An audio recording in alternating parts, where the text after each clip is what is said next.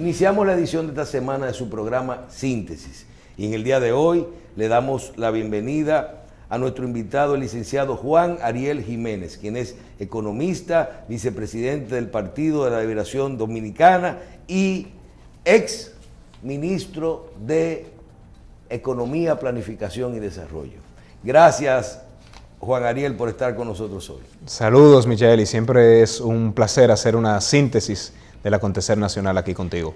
Bien, licenciado, yo creo que el tema obligado con el que debemos iniciar el programa de esta semana es el pasar un pequeño balance yo no diría que el discurso del presidente, aunque podemos tomarlo como base para esta pregunta, sino a las ejecutorias del gobierno en materia económica durante este año ya de ejercicio.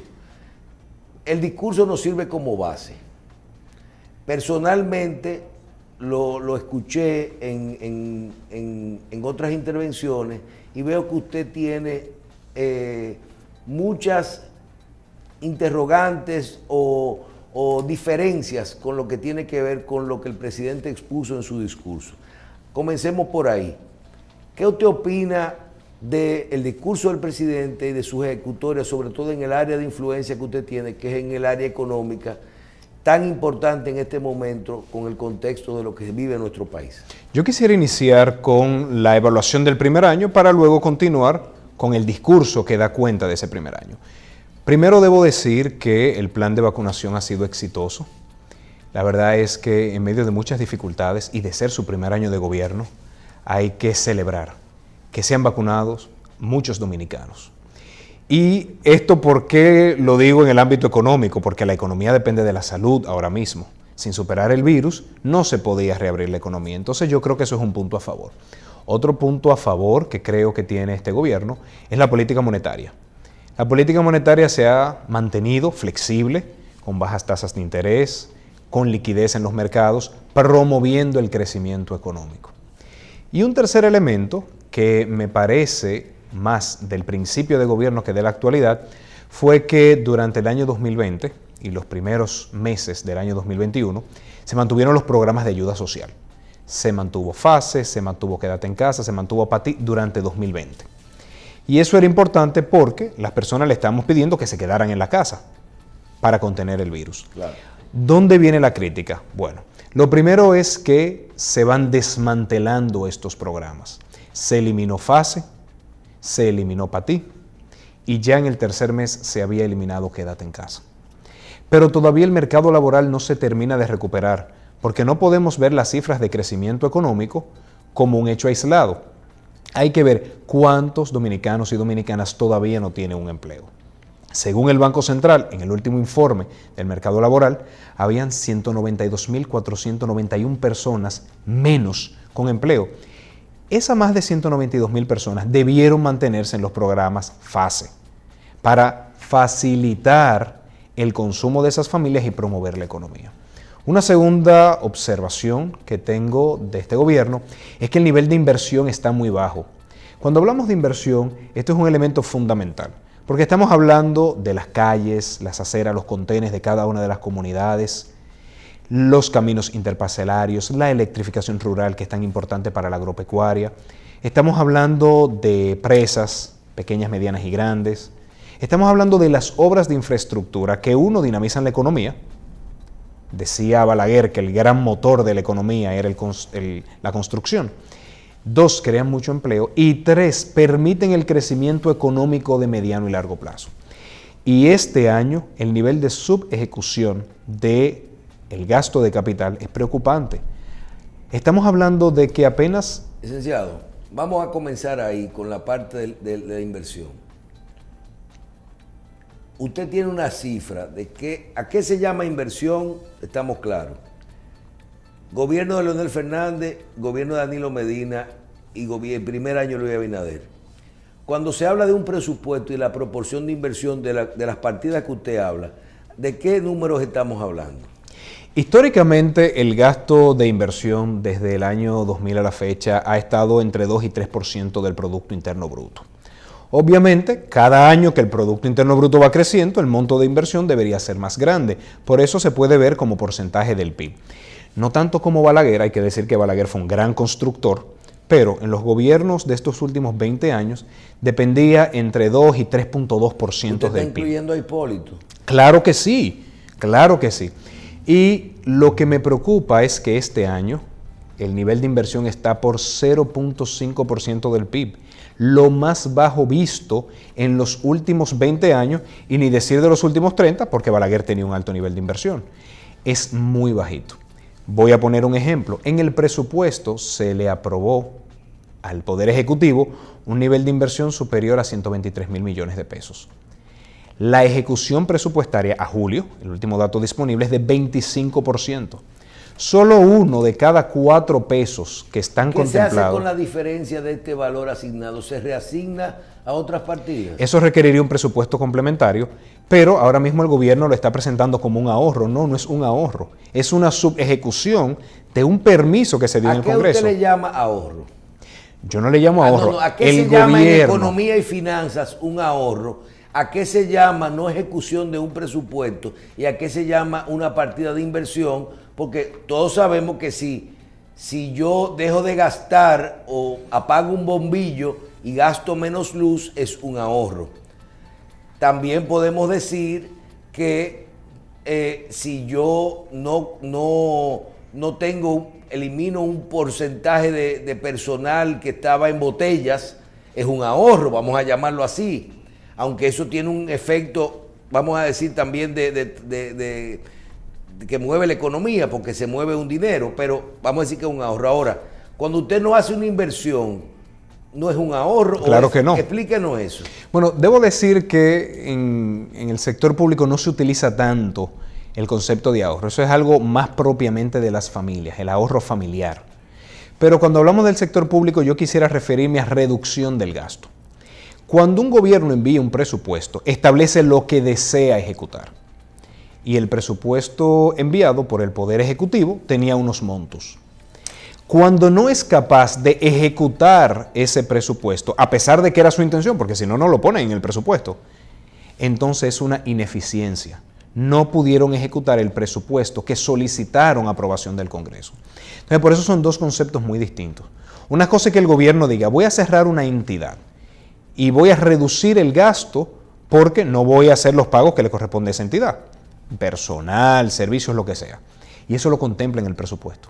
Otra cosa es que en el presupuesto se ponga un número como el de inversión o de gasto de capital, para llamarle en términos más técnicos, y no se pueda ejecutar. Entonces, insisto, solamente el 25% de ejecución del gasto de capital. Es decir, de cada 4 pesos que el gobierno se propuso invertir, solamente ha podido hacer 1 peso. Bien, Juan Ariel, contigo es muy difícil conversar cuando estás en la oposición, porque para nosotros, y ya te lo hemos dicho en varios programas, que eres un dominicano de los que uno se siente independientemente de su parcela política, uno se siente representado, honesto, nadie te puede cuestionar, tú has sido en toda tu ejecutoria, tiene unos niveles de transparencia que nadie ha podido hablar, y uno se siente representado en una generación nueva que dice las cosas van bien. O sea, tú puedes hablar, pero ahora estás en la oposición y tienes un discurso vamos a decir, con base económica y financiera, pero de oposición. Y eso hay que entenderlo. Yo te quiero preguntar, cuando tú haces estos análisis, y tú sabes que hablamos en el nombre de nuestro país, que lo más importante es que el país tenga estabilidad, y me gusta que comenzaste diciendo cosas buenas, vacunación y esto y eso así. Cuando tú hablas de presupuesto, o cuando tú hablas de ese nivel de inversión, tú no eres injusto hablando de que los niveles de inversión en este año de gobierno, primero analizar un gobierno, compararlo con 20 años, un gobierno de un año, en el contexto de una pandemia, en medio de una crisis económica mundial y nacional, y entonces hacer los niveles sin analizar, por ejemplo, Tú sabes muy bien que cuando tú le metes el dinero al FASE, ese dinero no es inversión, ese dinero es gasto. O Gasto cuando corriente. le mete dinero a la vacuna, eso no es inversión, Gasto corriente. es gasto. Pero podemos decir, ¿ha sido el gobierno eficiente en cuanto al manejo de sus gastos y de sus empréstitos? Hay dos elementos. Digo, Primero, y quiero claro, que por favor... Sí, claro. Cuando uno analiza el presupuesto, uno ve la intención del gobierno. Porque el presupuesto lo que dice es lo que el gobierno quiere hacer. Cuando uno ve la ejecución presupuestaria, uno ve la capacidad del gobierno. Entonces, en el gasto corriente, que ha ido aumentando, incluyendo el gasto de pago de nómina, que ha ido aumentando, se ve un gobierno que en el presupuesto 2021 contempló mucho de lo que se tenía en el 2020. Es un presupuesto muy similar. Ahora, cuando vemos que el nivel de inversión es inferior al que ellos mismos pusieron en el presupuesto, porque fue este gobierno que diseñó el presupuesto 2021. Entonces lo que se ve es una incapacidad de realización de lo que se propusieron y pidieron en el presupuesto. Y obviamente, cuando estamos viendo el contexto de la pandemia, es justo por eso que yo digo que se debió mantener el programa FASE al menos para las 200,000 personas que hoy en día no tienen trabajo, claro, y que están teniendo un alto costo de la vida. Porque las mismas estadísticas del Banco Central dicen que la canasta ha aumentado 2.500 pesos mensuales en promedio. Entonces, cuando nos ponemos en la piel de una persona, porque esa es la labor de oposición también, es ponerse en la piel del ciudadano y ver qué cosas tiene que plantearle al gobierno, que pedirle al gobierno. Los programas de ayuda social, ¿tú sabes por qué se mantuvieron en este año, los primeros meses? Porque el PLD dijo que si no, no aprobaba el presupuesto el año pasado. Por eso fue que se puso luego en el complementario, porque ni siquiera estaba en el presupuesto que enviaron el año pasado. Esa es la labor de oposición. ¿Qué hay de cierto en que Danilo Medina dijo, le estoy dejando un dinero al gobierno que venga guardado, y el gobierno que venga dijo que no le dejaron nada? Esa es una de las tantas imprecisiones que se han utilizado por los funcionarios de este gobierno, incluso por el primer mandatario. ¿Usted sabe si es verdad o no? Claro que sí. Vamos a ver. ¿Cómo se maneja un gobierno? Al gobierno le entran recursos cada mes, en ciertos días, porque la gente paga impuestos sobre la renta, ITEVIS, impuestos sobre la renta jurídico, no tanto el de personas. O sea, eso entra normalmente entre los días 19 y los días 23. Y ellos dijeron que el día 16 no habían unos recursos, pero esperen 7 días, que es en 7 días que entre ese dinero. Es como... pero no fue que lo dejaron, sino que contaron con lo que iba a entrar. Es que así es que se maneja un gobierno, es igual que en la casa. Eso es como que la esposa le diga, no, porque no hoy no hay lo que no habían recibido, Juan Ariel. Pero es que justamente por eso es que se recibe un día y se paga en otros días. ¿Y ustedes dejaron alto nivel de endeudamiento? El nivel de endeudamiento. Del día a día, no a nivel de macroeconomía, ni de deuda externa, sino a nivel de las operaciones nóminas, esas cosas. No, es que la nómina se paga los días entre 23 y 25 con los recursos que recibe el Estado entre el 19 y el 23. Insisto, vámonos a ponernos en la piel de una familia. ¿Cuándo paga el alquiler de la casa? El día 30. ¿Cuándo recibe su salario? El día 25. No se le puede pedir que tenga el dinero del alquiler el día 20, porque cobra el día 25. ¿Cuándo se hace la compra en una casa? El día 18. ¿Cuándo recibe el pago de la quincena? El día 15. Vamos a estar discutiendo que el día 12 no hay para hacer la compra en 7 días. Es cierto que el gobierno no ha hecho las inversiones en obras de capital en este tiempo. Desde tu punto de vista, ¿el gobierno ha invertido mal esos recursos, lo ha tenido que llevar por obligación y por sus ejecutores, el tema de la pandemia, a otro tipo de lugares obligados por lo que está ocurriendo? No, no fue por eso, porque hubiesen hecho en la modificación presupuestaria. Okay. Vamos a ver qué ha pasado. Yo no voy a criticar la calidad de la inversión del actual gobierno, porque debo decir que mucha de la inversión que se ha realizado es la continuación de proyectos pasados. Todo gobierno tiene al menos 2 tipos de obras. Obras de arrastre, las que vienen de años pasados, y obras nuevas. Las que se licitan, se asignan y se inician. Gran parte de la ejecución del gasto de capital es simplemente las cubicaciones de una obra que lleva en curso. Que por cierto, muchas obras que el presidente dijo en su discurso que inauguró ya habían sido inauguradas. O sea, que también esas son de las imprecisiones que se han usado. Ahí habla del hospital de Bonao, ya había sido inaugurado. Ahí habla del hospital de Elías Piña, ya había sido inaugurado. Pero bueno, dejemos eso aparte. Ahora, vamos a hablar de eso. Y podemos hablar de eso, pero quiero responder la pregunta. Entonces, ¿qué explica que el gobierno ha podido ejecutar tan poco de su presupuesto? Yo creo que básicamente es una falta de conocimiento de los procesos relacionados al gasto público. No es tan fácil. Para una obra nueva hay que hacer una licitación y ya vemos que el Ministerio de Educación y Dirección General de Compra van a ir al Tribunal Superior Administrativo por un problema de una licitación, porque no es tan fácil montar las licitaciones y si llegan y arrasan con todo el personal que sabe hacer eso y que ha sido entrenado por años, obviamente van a tener dificultades. Y las obras de arrastre, me imagino, porque no estoy en el gobierno, me imagino que han estado teniendo dificultades en la cubicación y en las tramitaciones de pago. ¿Por qué? Porque también hay un personal que tiene años de experiencia haciendo eso y una persona llega nueva. Es como que yo tome una cámara. El primer día que tome una de las cámaras que hay en este estudio, sale borroso. Sale borroso.